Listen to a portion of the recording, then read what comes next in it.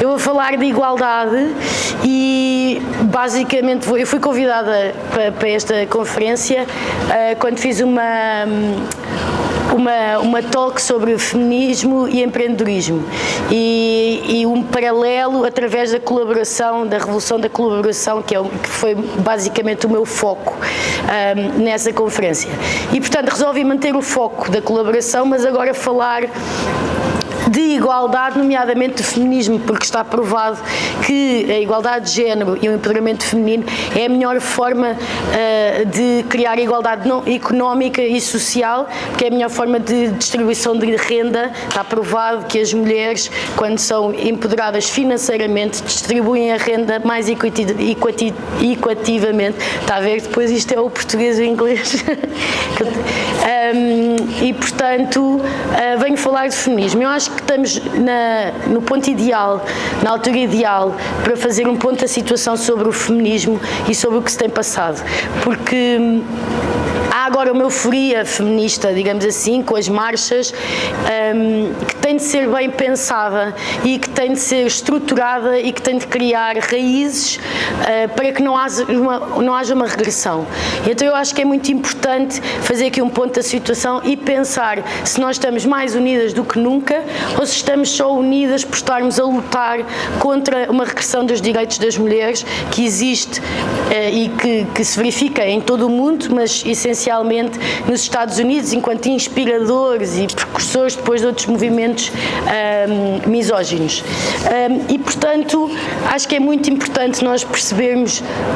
porque é que isso acontece e porque é que o feminismo tem esta carga muitas vezes negativa, que depois dá asa que estes movimentos se aproveitem e que tentem divide to conquer, tentem dividir-nos para conseguir perpetuar o patriarcado. Há um livro, eu trouxe aqui 2 livros, tenho ali depois se quiserem. Há um livro muito bom da Mary Beard, que é uma autora inglesa, uma historiadora, sobre Women in Power. E ela faz um bocado este pinpoint, vai atrás no tempo e vai buscar os momentos em que começa a haver uma reação contra as mulheres. E ela não recua 2 anos, ela não recua 2 séculos, ela recua 2 milénios para a altura da Grécia Antiga e abre o livro com uma história emblemática da Penélope, que é casada com o Odisseu e que tem um filho Telemachos e que começa o filho a mandar a mãe para o quarto e a dizer: tu aqui não podes falar porque o discurso é dos homens e a tomada de decisão é dos homens. E portanto nós desde sempre, há um fator histórico, nós desde sempre fomos arredadas do palco, fomos arredadas da tomada de decisão e temos que ter em mente todo este percurso e temos que ter em mente que é difícil combater isto. E temos também de ter em mente que não há justificação científica, biológica nenhuma para que isto seja assim. Outro livro muito interessante da Angela Saini tenta desmistificar todos os mitos relativos à inferioridade do sexo feminino. Nós temos cérebros diferentes, mas obviamente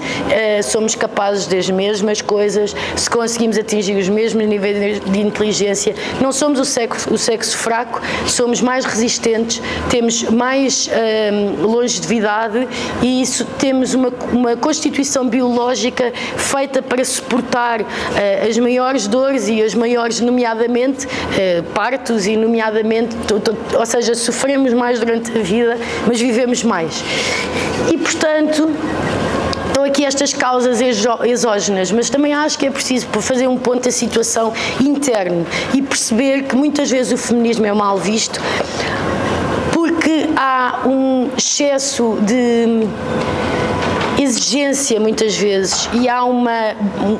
modus operandi quase patriarcal em alguns setores do feminismo. Parece que andamos a competir pelo badge of honor, pela condecoração feminista de quem é mais feminista, de quem faz melhor, de quem tem as melhores ideias. E é muito importante que o feminismo para que se possa afirmar e para que possa ter sustentabilidade nos próximos 30 anos, para que não seja só uma moda de resistência a estes movimentos, é importante que se intensifique a tolerância, a comunicação e também a compaixão, porque não? É preciso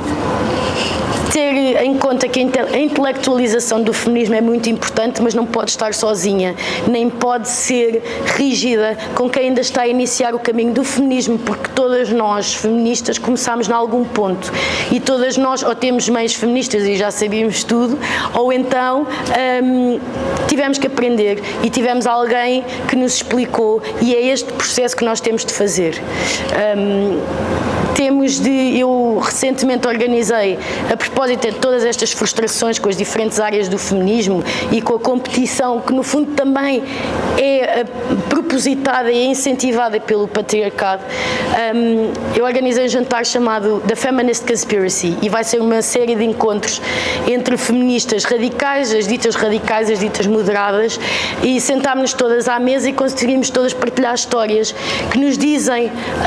de onde é que cada uma vem, e essa troca de experiências não faz com que sejamos todas iguais, porque a diversidade do feminismo é essencial, mas faz com que nos conheçamos umas às outras e com que entendemos e respeitemos umas e outras. E por isso é mais importante do que nunca ter muita atenção à interseccionalidade, que é um conceito da Kimberly Crenshaw, que é uma ativista americana negra que no fundo se refere às diferentes camadas de discriminação e a como, por exemplo, mulheres negras são duplamente discriminadas por serem mulheres e por serem negras,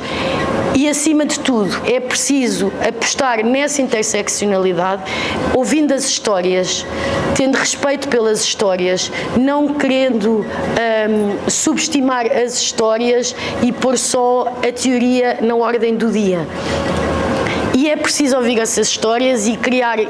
acolher essas tribos, sempre com tribos, enfim, diferentes proveniências, sempre com o foco na inclusão. É importante incluir e é importante que sejamos todas unidas dentro, obviamente, da diversidade que todos os movimentos têm. Isto é muito difícil e, acima de tudo, é muito difícil ir do micro para o macro. Ou seja, quantas feministas não há que muitas vezes são extremamente intelectualizadas, têm um discurso polarizado, mas que depois chegam a casa e não conseguem simplificar o discurso de forma a explicar de uma forma fácil aos seus filhos, através do exemplo também, aos filhos, aos vizinhos, etc. E é preciso que trabalhemos estas duas áreas e é preciso que sejamos um todo e que sejamos feministas todos os dias, porque só assim é que se mudam mentalidades, e o que é importante é mudar as mentalidades mais do que querer fazer valer um ponto de vista.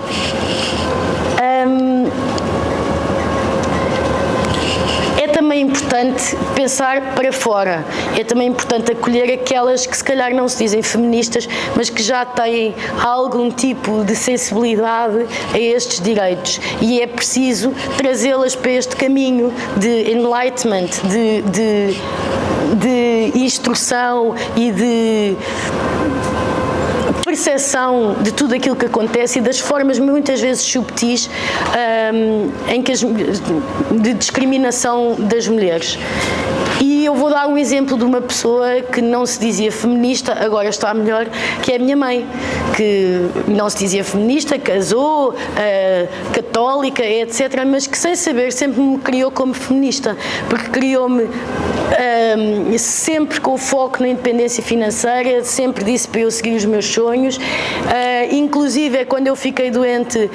foi contra a opinião de toda a família e de todos os médicos portugueses, e graças a Deus Isto é um privilégio, eu luto para que deixe de ser um privilégio, mas levou-me aos bons médicos e eu ainda estou aqui por causa disso. E, portanto, isto é uma feminista de facto. E nós temos de ter flexibilidade e temos de parar com a polarização que é patriarcal, parar com a polarização e chegar ao outro, e chegar a estas pessoas e trazê-las, porque isto não é uma questão só de convencimento ou de grupo ou de comunidade, isto é uma questão também de poder, porque o poder não dá poder a ninguém e o poder só dá poder a quem tem uma base de apoio e em quem tem um consenso, e portanto nós precisamos de chamar pessoas. E para chamar pessoas precisamos de quebrar esta barreira do feminismo enquanto um ideal, uma pureza, uma coisa quase inatingível. Vou acabar com 3 exemplos de mulheres feministas que para mim fazem isto e que eu acho que são bons exemplos desta coisa difícil, que é saber ser simples e complexo, que é saber ser intelectual e respeitoso em relação às outras histórias e compassivo.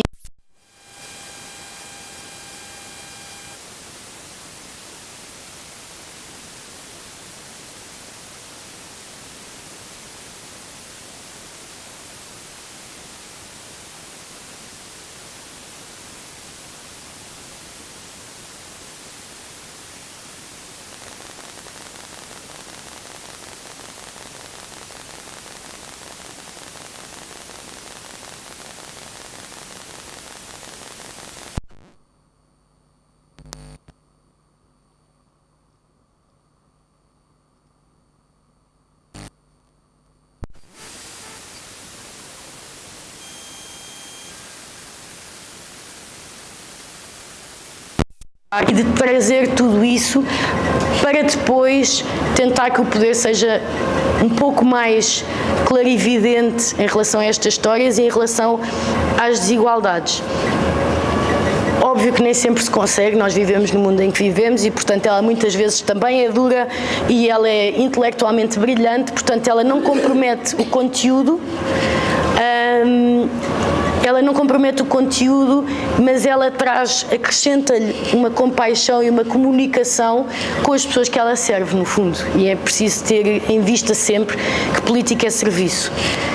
A segunda é a Deborah Frances White, que tem um podcast chamado The Guilty Feminist, que é de chegar a rir, que eu aconselho a toda a gente, que começa com confissões de feministas, do género, eu sou feminista, mas hoje pensei que estava mal vestida enquanto estava a dar esta talk, por exemplo. Começa por desmistificar esta obsessão de querer ser sempre perfeito, perfeita ou perfeito, porque há feministas homens, óbvio, e desmistifica isto e, no fundo, diz-nos de uma forma engraçada, porque eu continuo a achar que o sentido do humor pode salvar o mundo, que o feminismo não está fechado a ninguém e que o feminismo não é uma religião, nem pode ser um dogma. A partir daí, também não compromete o conteúdo, porque aproveita o espaço mediático que tem para dar voz a quem fala com propriedade. E é importante dar voz a quem fala com propriedade, é importante dar voz aos casos concretos e às mulheres que estão nos movimentos, às mulheres que passaram por histórias ou que têm alguma coisa para contar. E, portanto, recomendo vivamente. Aquilo é ao vivo, às vezes é complicado perceber o British accent, mas recomendo. E pronto, e por fim, 2 minutos, ótimo. E por fim, o exemplo da minha banda preferida, da minha cantora, da Florence Welch,